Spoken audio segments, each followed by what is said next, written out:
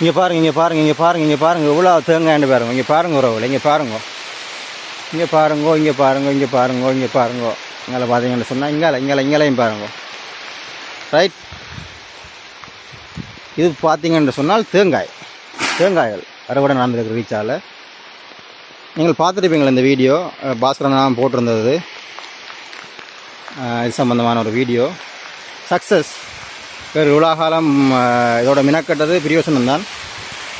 Right, வணக்கம் உறவுகளே. நான் சின்ன மழை வந்துட்டுது, இருந்தாலும் இந்த வீடியோவை நான் உங்களுக்கு எப்படியாவது காட்டணும் பண்ணுறதுக்காக வந்திருக்கேன்.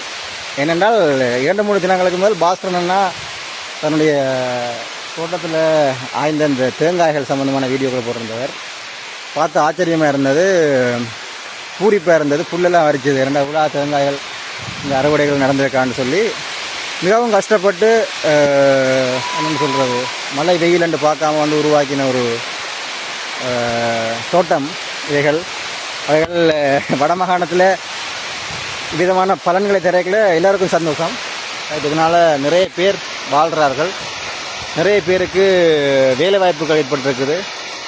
இனி இந்த தென்னை சார்ந்த உற்பத்திகள் எல்லாம் வந்து ஏற்றுமதிகளுக்கு விதமான ஒரு லார்ஜ் ஸ்கேலில் செய்தால் அனுப்பக்கூடிய மாதிரியும் இருக்கும். அதனால் வடமாகாணத்துக்கு வருமானம் வருது. ரைட், நிறைய பேர் பயன்பெறுவார்கள்.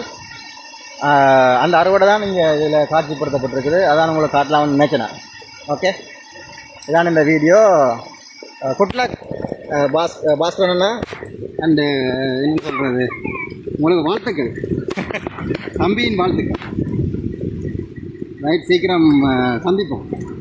ஓகே.